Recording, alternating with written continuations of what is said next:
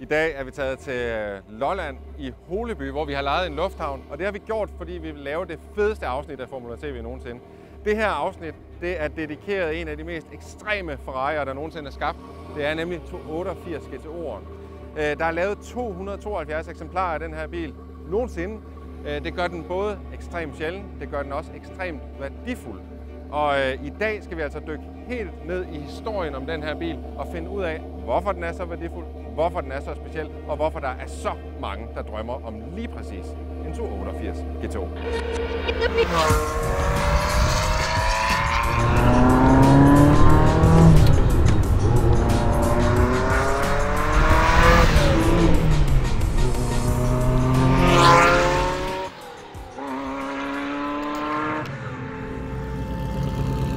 Det er simpelthen første gang, jeg er bag rattet af en Ferrari 288 GTO. Og hvor har vi kølevand, olietemperatur. Speeder. Ja, speeder. Ej, det må Gud være med os. Alene navnet afslører faktisk meget om denne models forhistorie.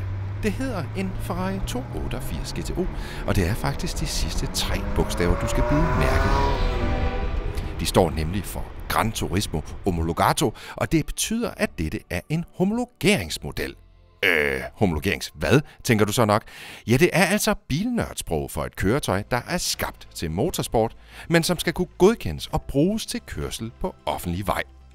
Tænk det som, at for at du kan bruge en bil til racerløb, skal den også kunne købes i butikkerne. Og præcis sådan var 288 GTO. Den var skabt til at køre race i gruppe B-klassen, som blev mest kendt for sine vanvittige rallybiler i 80'erne. Men tanken var, at der også skulle køres løb på asfaltbanerne.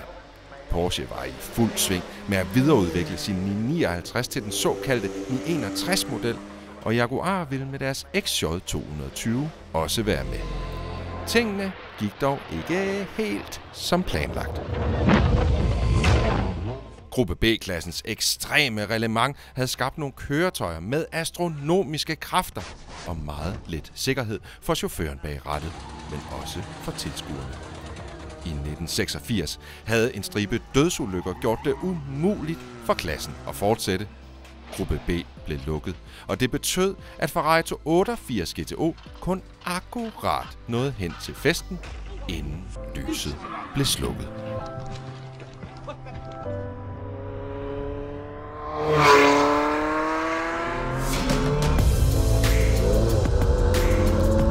Og jeg indrømmer gerne, at det er med en vis ærefrygt, at jeg sætter mig bag rattet af en Ferrari 288 GTO, som i dag har en værdi på lige omkring 20 millioner danske kroner. Og selvom der ikke er noget som helst i miles omkreds, jeg kan ramme, så er jeg stadigvæk nervøs for, at der går et eller andet galt. Jeg glemmer at bremse, at jeg kører ud i græsset, at den graver sig ned og flipper rundt eller et eller andet. Omvendt, så er det altså også bare meget, meget sjældent, at man har en landingsbane helt for sig selv. Det her det er en bil, der kom i 1984, og da den kom frem, så havde den 400 hestekræfter. Og 400 hestekræfter er jo ikke så meget i dag, hvor en plug-in hybrid familiebil nærmest har det samme. Men i 1984, der var 400 hestekræfter og banke ekstremt. Vi skal altså huske på, at det var lige inden for eksempel BMW M3 kom til verden, og den havde sådan lige over 200 hestekræfter. Det var altså noget, der virkelig kunne få små børn til at hænge den her bil op på deres drengeværelse. Og det gjorde de, fordi første gear. Det er ligesom sådan en skolevogn.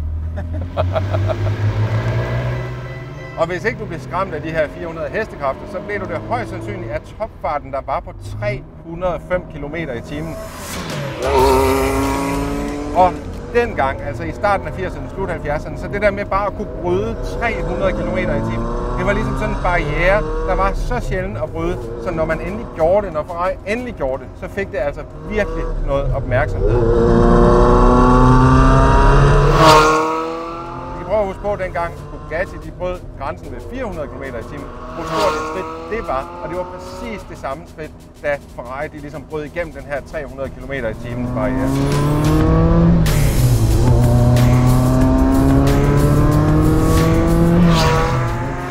Hvad kan man så ellers sammenligne den her bil med? Jo, altså i 84 der kom 288 GTO, og i 86 kom en af dens helt store konkurrenter. Det var nemlig Porsche 959. Og selvom de var nogenlunde bygget med sådan den samme kunde for øje, så var det altså to ret forskellige biler, som Ferrari og Porsche havde fået produceret. Porsche 959 var avanceret på et helt andet plan end Ferrari 288 GTO, men det var den, fordi man havde bygget de her biler ud fra to lidt forskellige synspunkter. 959'eren den skulle fyldes med al den elektronik og teknologi, der var til stede på det daværende tidspunkt, hvor til 88'eren der gik man sådan en mere analog vej. Jo, man brugte turboer, men man havde ikke installeret firehjulstræk, man havde ikke installeret intelligente differentialer eller aktive undervogn, der kunne hæve eller sænke bilen. Det havde man i 959'eren, og det gjorde, at selvom de to biler er konkurrenter til hinanden, så er de alligevel sådan lidt æbler og pærer. Hvis du er til den helt analoge oplevelse, så er det altså en 288 GTO, og er du til en, hvad kan man sige, en tech-oplevelse fra 1986, så er det en Porsche 959.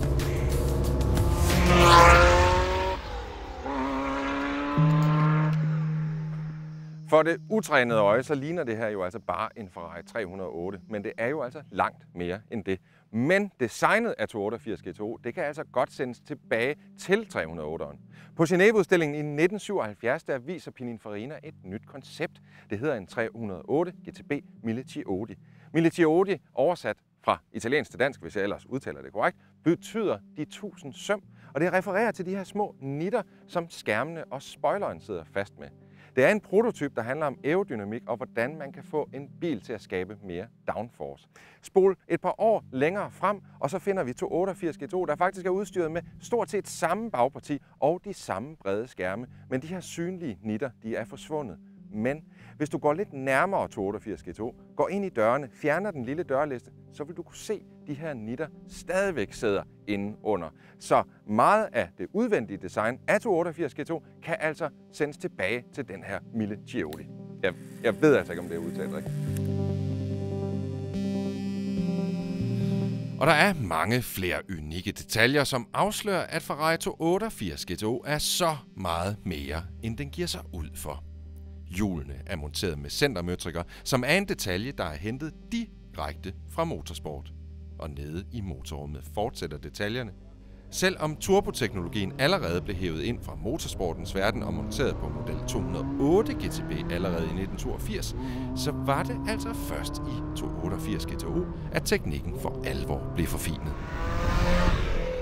Motoren er på blot 2,9 liter, og den er monteret med 2 styks IHI-turboer, som ved hjælp af ladeluftkølere og et tryk på 0,8 bar fremtryllede 400 hestekræfter. Den største effekt nogensinde set i en Ferrari-gadebil. Det lyder vildt, men det kunne blive meget vildere end det.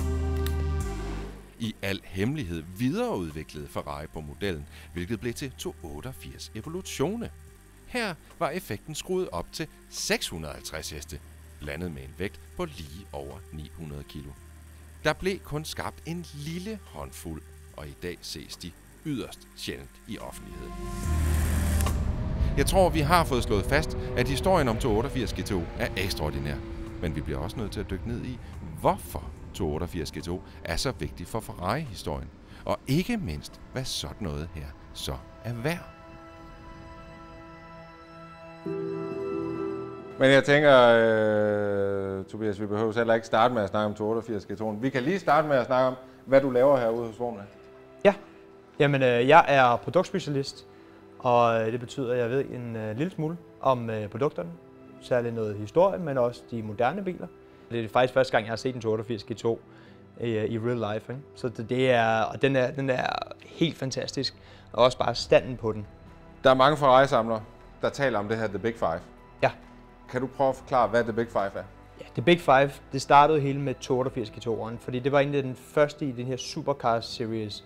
Eftersen er der så kommet F40, F50, Enzo og til sidst LaFerrari her. Men hvordan, hvis vi så sammenligner med, altså jeg tror, der er mange af serierne derude, der sidder og kigger på 288 GTO'en. Hvad koster sådan noget cirka? Ja, altså nyprisen, det er altid meget sjovt at gå ind og kigge på. Nyprisen tilbage i midt-80'erne, jamen det var $85.000. Og i dag, der står de til lige omkring $3 millioner for et fint eksemplar. Og hvad i forhold til de andre biler her i Big Five, altså når vi så kigger på F40 og F50 og så videre, hvad er det mest? 82 G2'eren, vil sige 272 eksemplarer til hele verden lige nu og her. Det gør også, at prisen naturligt går op, ikke? Så har man F40'eren. F40'eren blev lavet i 1311 eksemplarer, så derfor ret stor forskel, væsentligt mere, ikke? Og derfor ligger de til omkring sådan noget $1,3 millioner i dag. Okay. Og hvad hvis vi bare lige kigger kort på F50? Og F50 lavet 349 eksemplarer, ligger også til omkring sådan noget $3 millioner.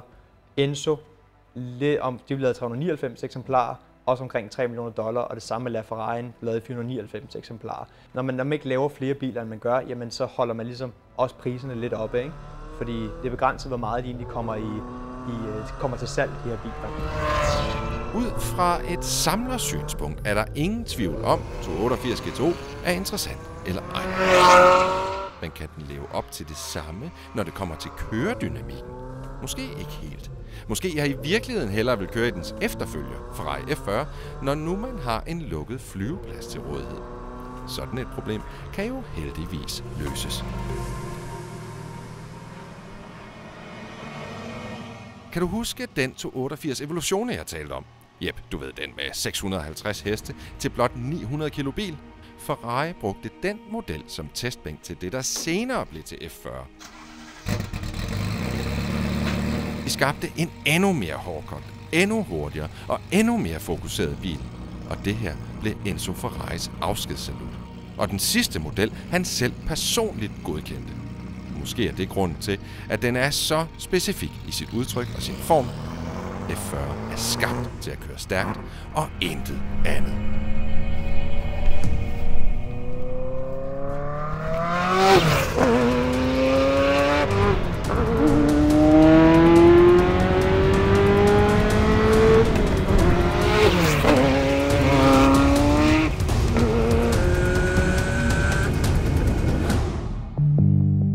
De her to biler ser meget forskellige ud, men skræller vi karosserierne af, så er de faktisk relativt ens. De er begge to opbygget på stort set samme chassis. De er også udstyret med den stort set samme grundmotor, altså en 2,9 liters V8 med biturbo, som ligger på langs. Men der er altså nogle ret store forskel mellem de her to biler. Det ene det er det visuelle, men det andet det er materialevalget. Fordi på 288 GTO'eren har man brugt meget aluminium og kevlar, men på F40'eren er man gået i en ny retning, og der er man begyndt at bruge kulfiber. Så selvom de faktisk er relativt ens, de her to, så er de stadigvæk meget forskellige.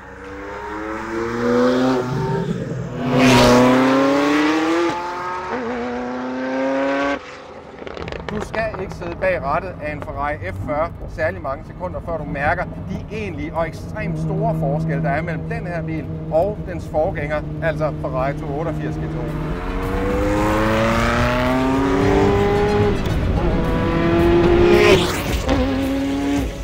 Kigger du herinde i kabinen, så er der kulfiber overalt, og det er der ikke i en 288 GTO. Her har man også brugt lidt tid på at installere lidt læder, lidt radio og lidt forskellige komfortting. Det har man altså ikke gjort i F40. F40 handler om én ting, og det er at være lynhurtig. Og det handlede om, fordi Ferrari havde brug for igen at positionere sig som værende nummer 1 i det her marked af super- og hyperbiler. Og lad os lige huske på, i 84 kom 288 GTO, i 86 kom Porsche 959, og F40'en kom i 87. Jeg skal ikke være den, der siger, at F40'en blev produceret bare for at slå Porsche. Men det kan godt være, at jeg bliver den, der siger, at F40'en udelukkende blev produceret for at smadre Porsche 959. Det kan godt være, at 959'erne havde et fornemt firehjulstræk og en justerbar undervogn og alle mulige fancy detaljer. Men når det kom til fart, så slog F40'en den. F40'en havde en højere topfart end Porsche 959, og i 80'erne, der var det altså topfart, det handlede om. Det var ikke, hvor hurtigt du kom igennem sving. Det var ikke, hvor hurtigt du kørte rundt på Nürburgring. Det var, hvad er din topfart? Og den kamp, den vandt Ferrari F40.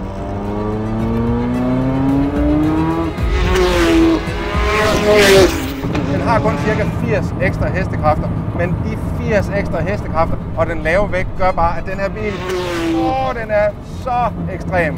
Den er så sindssyg. Og det lyder så forbandet godt.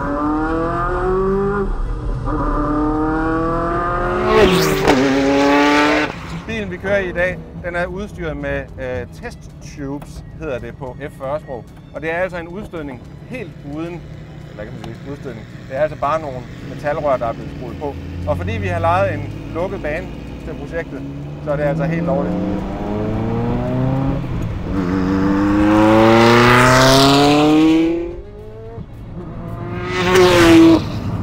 Hey. Du kan godt mærke, det er sådan lidt det samme. Det er bare meget vildere. Og lige for at runde snakken med Porsche 959 af.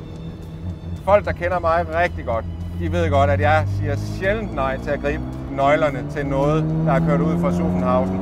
Men stillede du en Porsche 959 og en Ferrari F40 ved siden af hinanden og bad mig om at vælge mellem de to, så vil jeg til hver en tid, altid, tage en Ferrari F40 over en Porsche 959.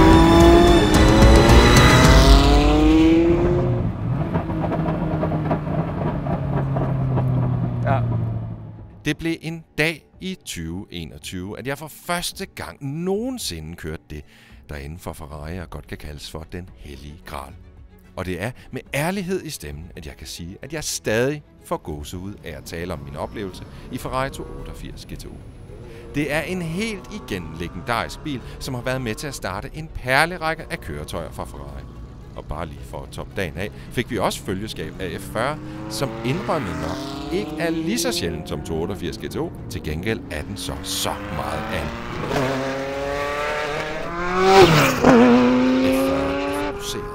F40 er rå. F40 er brutal, når du beder den om det. Og den vil i årtier fremstå øverst på podiet i mange bilnørders drømme. Tak fordi I så med. Tak fordi I vil blive klogere på biler sammen med os på Formula TV. Vi ses.